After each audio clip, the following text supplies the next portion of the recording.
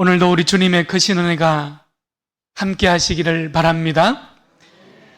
하나님의 말씀이 길이 되는 인생, 하나님의 말씀이 빛이 되는 인생의 자리, 예배의 자리에 설 수 있기를 축복합니다.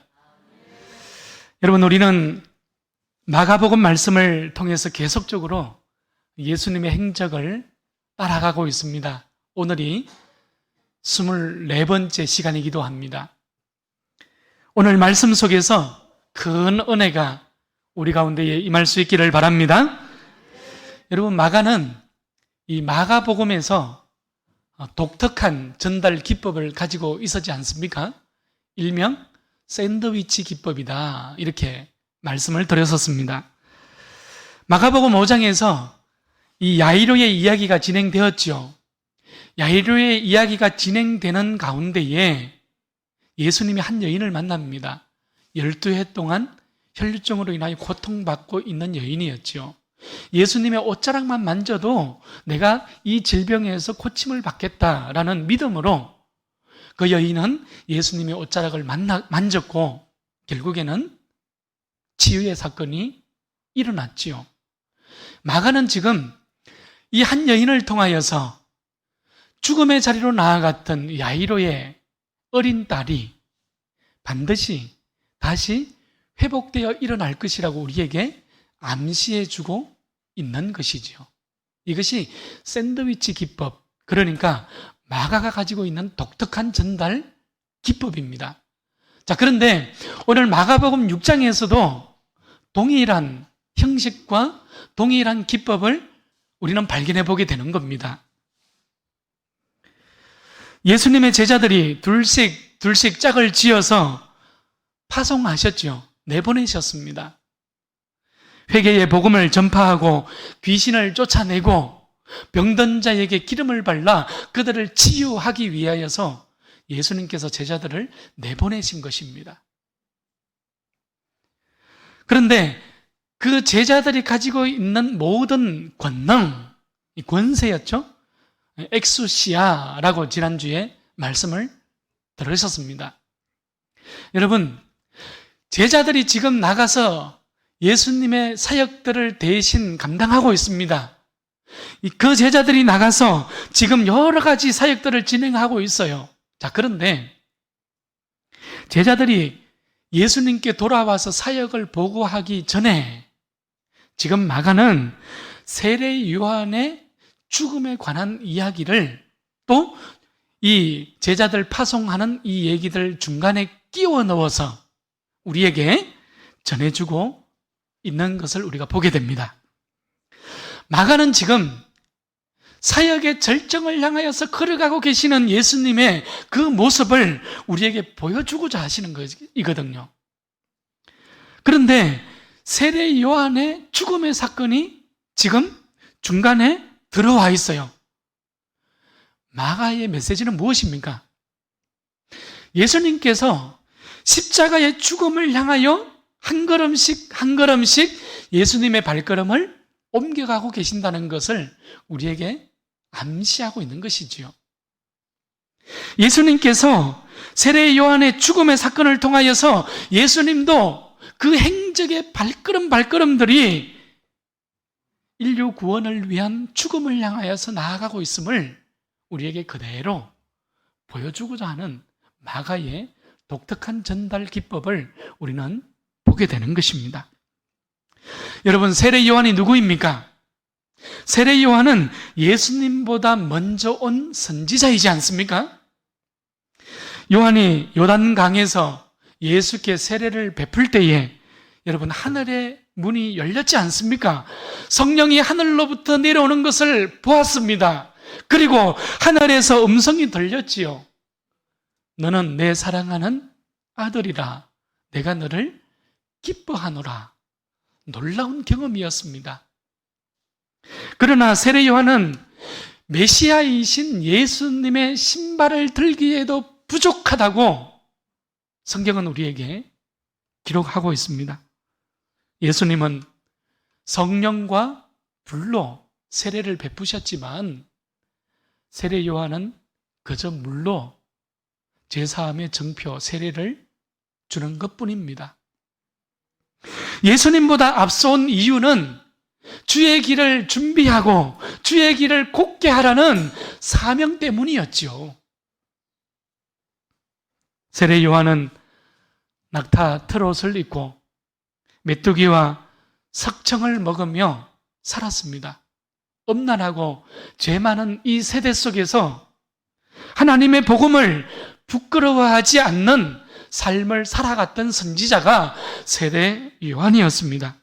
예수의 복음을 위하여, 의를 위하여 믿음의 길을 걸어간 선지자가 요한이었던 것이죠. 자, 그런데 오늘 본문을 보게 되면 헤롯 왕이 등장하고 있습니다. 여러분, 헤롯은 광야가 아니라 왕궁에 살았습니다. 낙타 트롯이 아니라 온갖 부드러운 천으로 된 값진 옷을 입으며 살아갔지요. 메뚜기와 석청이 아니라 산의 진미를 다 먹으며 살았습니다. 그것이 헤롯 왕이었어요. 세례 요한은 복음과 주의 길을 곧게 하라는 사명을 가지고 살았지만 헤롯은 자신의 명성과 체면을 위해서 살았고 재리의 유혹과 욕심에 끌려 살아갔던 것입니다. 오늘 18절 말씀을 보게 되면 세례 요한은 헤롯의 불의와 죄를 그대로 감추지 않고 고발하고 있습니다. 여러분, 헤롯은 왕이었지 않습니까? 왕의 말 한마디면 지금 세례 요한의 목숨은 끝날 수도 있습니다. 죽을 수도 있다는 얘기예요. 그러나 세례 요한은 왕이라 할지라도 전혀 두려워하지 않는 모습을 우리는 오늘 본문에서 보게 됩니다. 여러분, 반면 헤롯은 왕임에도 불구하고 세례 요한을 두려워하고 있지요. 우리는 이 모습을 빛과 어두움의 모습이요, 진리와 불의의 모습이라고 우리는 말할 수 있을 것입니다. 여기서 우리는 성경의 역사를 간단하게 살펴봐야 합니다. 여러분, 구약 성경 말라기와 마태복음 신약이죠. 그 사이에 무려 400년의 역사가 흘러갑니다. 신구약 중간시대라고 이야기를 합니다. 성경의 학자들은 이 중간시대사를 암흑의 역사다, 암흑의 시대였다, 이렇게 평가하기도 했습니다. 이스라엘은 멸망했습니다. 민족이 멸망한 것이죠. 애국과 시리아와 헬라라는 주변의 강대국들 사이에 둘러싸여서 쟁탈전이 벌어지는 전략적 요충지가 되었던 것입니다. 예루살렘 성전은 시리아의 안티오쿠스 4세에게 점령을 당하였고 가전 핍박을 당하는 시대가 온 것입니다. 이때에 예루살렘 성전에는 하나님 대신에 제우스 신상이 세워졌고요. 그리고 구약 성경에서 부정한 음식으로 정해졌던 돼지고기를 제사의 제물로 드리라고 강요당하는 시대가 왔던 것입니다. 자, 이러한 때에 제사장 한 사람이 있었어요. 마타티아스라는 제사장이었습니다. 이 제사장이 홀로 황제의 명령을 거부하기 시작한 것입니다. 불복종하기 시작한 것이지요. 황제의 명령을 홀로 서서 거절했습니다. 이 마타티아스는 그의 5 아들들과 함께 안티오쿠스 4세에게 항거하기 위하여 무력 항쟁을 시작한 것입니다. 자, 그런데 얼마 지나지 않아서 마타티아스는 죽게 됩니다. 그리고 그 마타티아스의 뒤를 이어서 5 아들 중에 한 사람이 유다라는 아들이었습니다. 이 유다가 게릴라 전투에 굉장히 능한 실력을 가지고 있었습니다. 자, 그리고 이 게릴라전을 통하여서 드디어 대성을 거두게 되는 것이죠. 그래서 이 유다에게 마카비라는 별명이 주어집니다. 이 마카비라는 것은 망치라는 뜻이거든요. 그래서 이 사건이 마카비 혁명이라고 별명이 주어지게 된 것입니다. 결국 유다는 기원전이죠. BC 164년 예루살렘 지역을 탈환하는데 성공하게 됩니다. 그리고 예루살렘 성전을 청결하게 하는 사건이 일어나게 돼요. 그것이 바로 마카비 혁명이라고 일컬어지는 사건입니다.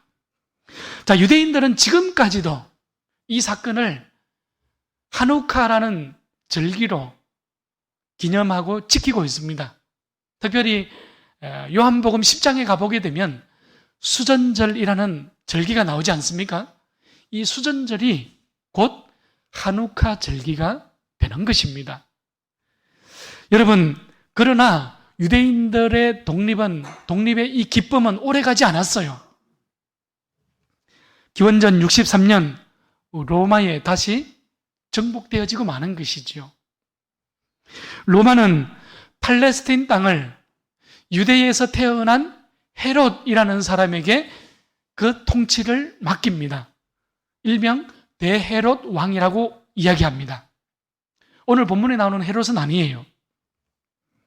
이 헤롯 왕이 유다 출신이었음에도 불구하고 잔혹한 정치를 벌입니다. 그리고 얼마 가지 않아서 또 대헤롯 왕이 죽게 되지요. 이 헤롯 왕이 죽자 헤롯 왕의 세 아들들에게 이 팔레스타인 지역을 분할해서 통치를 하게 됩니다. 첫째 아들이죠. 유대와 사마리아 지역이 아르켈라우스에게 주어졌고요. 그 다음에 갈릴리 지역은 오늘 본문에 나오는 헤롯입니다. 더 정확하게는 헤롯 안티파스라고 이야기합니다. 그리고 오늘 본문에 또 이 헤롯의 아내죠, 그죠? 지금은. 그러나 그전에는 어땠습니까? 헤로디아라는 여인은 세 번째 나오는 이 나머지 땅을 통치했던 필립의 아내였던 헤로디아입니다. 예. 동생의 아내죠, 그죠? 예.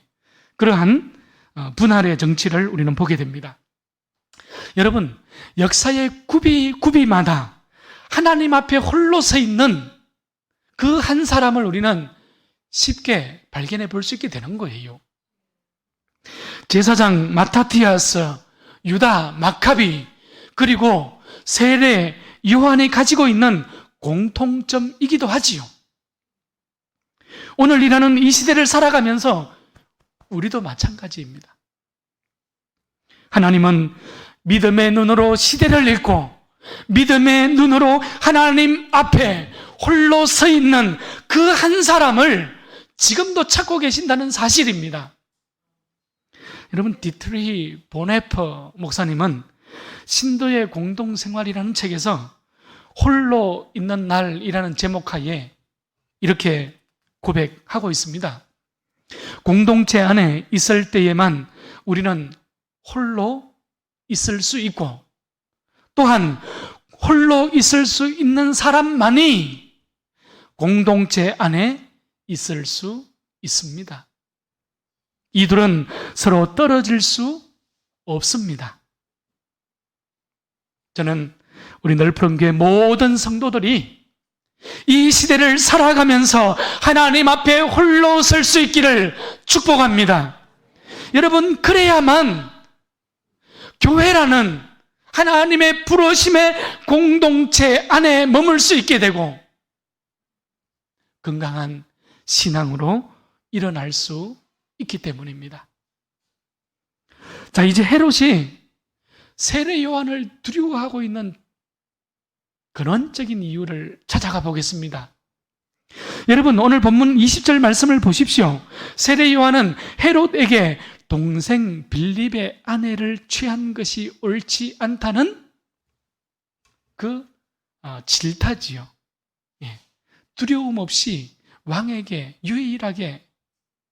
왕의 잘못을 이야기할 수 있는 고백이기도 했습니다. 여러분 20절에 보게 되면 헤롯은 이 이야기를 듣고 크게 번민하면서도 달게 들었다. 성경은 기록하고 있습니다. 왕인 자신에게 불의하다고 말할 수 있는 사람은 아무도 없어요. 그러나 세례 요한은 달랐던 것이지요. 홀로 왕에게 나아가서 왕의 불의를 고발하고 있는 것입니다.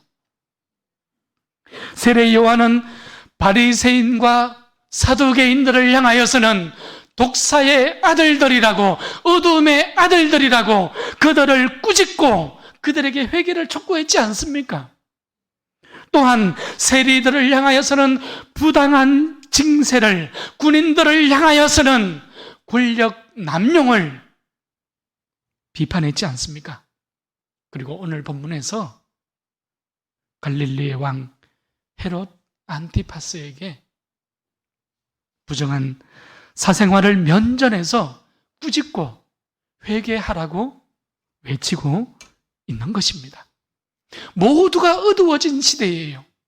모두가 하나님 없이 세상을 살아가고 있습니다. 지금 세례 요한은 홀로 하나님을 대면해 서 있는 거예요. 여러분, 성도가 하나님을 대면해서 돌이켜서 설 때에, 여러분 성도가, 교회가 하나님 앞에 홀로 설 수 있을 때에, 여러분 그때의 세상은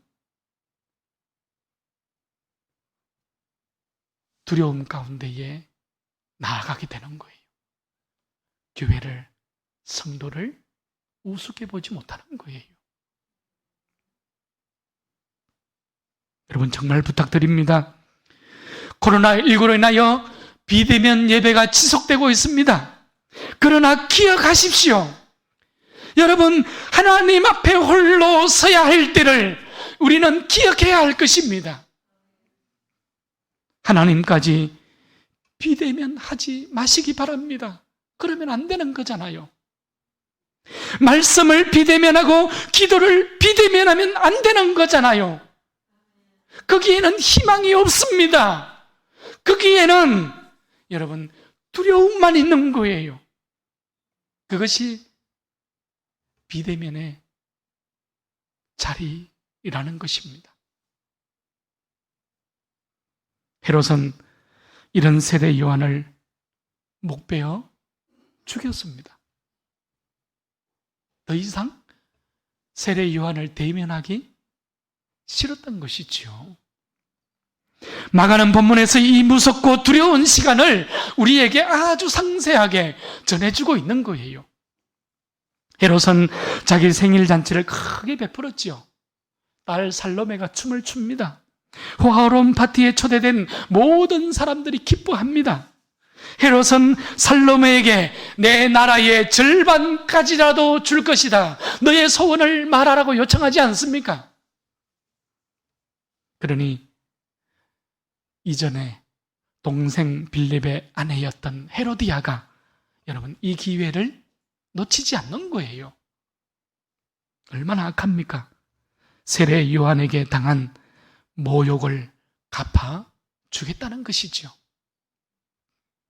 왕비 헤로디아는 세례 요한의 목을 요구할 것을 딸 살로메에게 그 입에 말을 넣어주잖아요. 26절을 보면 헤롯 왕은 심히 근심하였다고 기록하고 있습니다. 이것이 세례 요한의 마지막 모습입니다. 오늘 15절 말씀을 보십시오. 사람들은 어떤 이는 그가 엘리야라 하고 또 어떤 이는 그가 선지자니 옛 선지자 중에 하나와 같다고 합니다. 누구를 지금 가리키고 있는 것입니까? 예수님이지 않습니까? 지금 예수님도 하나님 앞에 홀로 서서 이 믿음의 행적들을 걸어가고 계시는 모습을 우리는 마가를 통해서 보고 있잖아요. 헤롯도 사람들도 예수님을 선지자로, 죽은 세례 요한이 다시 살아났다고 말하면서 두려움 가운데에 그들이 서 있습니다. 특별히 16절 말씀에서 헤롯은 내가 목벤 요한 그가 살아났다. 여러분, 이렇게 두려움 앞에 홀로 서 있는 헤롯 안티파스의 모습을 우리는 발견하게 되는 거예요. 헤롯이 가진 여러분 이 두려움의 근원이 무엇일까요? 하나님 앞에 서 있는 것이 아니라 자신의 명성과 체면과 세상이죠 재리의 유혹과 욕심 앞에 서 있기 때문에 찾아오는 두려움이었지 않습니까? 오늘 말씀을 정리합니다. 오늘 예수님을 가운데에 두고 헤롯과 세례 요한은 서로 다른 반응을 우리에게 보여주고 있어요. 헤롯과 헤로디아는 여러분 비록 왕이요, 왕비로서 권력과 풍요를 가지고 살았잖아요. 말 한마디로 천하를 호령하며 살았잖아요. 수많은 사람들이 따랐습니다. 반면 세례 요한은 하나님 앞에 홀로 서 있습니다. 광야에 서 있는 것이죠. 바리새인과 사두개인과 세리와 군인들을 공개적으로 비판의 목소리도 감추지 않았던 사람이 세례 요한이었어요. 그런데 지금 여러분 누가 두려움 속에 살아가고 있습니까? 그런데 지금 누가 두려움의 자리에 서 있습니까? 우리는 오늘 나는 복음을 위하여 어디에 서 있어야 하는가? 나는 의를 위하여 하나님을 위하여 홀로 서야 할 그때에 어느 자리에 설 것인가? 이 질문 앞에 우리는 서게 되는 것입니다. 어떤 사람들은 헤롯처럼 세상의 염려와 재리의 유혹과 욕심으로 진리를 부인하는 자리를 선택하게 될 것입니다. 그러나 또 어떤 사람들은 마타티아스처럼 유다 마카비처럼 세례 요한처럼 의연하게 일어나 홀로 믿음으로 맞서며 하나님 앞에 서게 될 것입니다. 어느 길에 서시겠습니까? 선택은 내 자신의 몫이에요. 세례 요한의 죽음조차, 여러분 세례 요한은 하나님 앞에 홀로 서기 때문에 그 죽음조차도 정복할 수 없는 생명의 길, 사명의 길, 믿음의 길에 섰지 않습니까? 불의와 맞섬으로 사명을 완수하는 위대한 삶, 위대한 자리를 지켰던 것이 세례 요한의 삶이었습니다. 오늘 이 자리가 하나님을 대면하는 바로 그 자리였지 않습니까? 할렐루야! 마지막 날 하나님 앞에 홀로 서야 할 때 우리는 무엇을 선택해야 할까요? 모두가 비대면을 외치는 이 시대에 하나님을 대면하는 자리에 홀로 설 수 있기를 축원합니다. 내가 홀로 서야 할 때에 그 자리가 두려움의 자리가 되지 않기를 바랍니다. 내가 홀로 서야 할 그 자리가 예수의 생명을 내 심장에 담는 생명의 자리가 되고, 내가 홀로 서야 할 때 바로 그 자리가 예수의 평화의 자리, 살림의 자리에 서는 우리 모두가 될 수 있기를 축원합니다.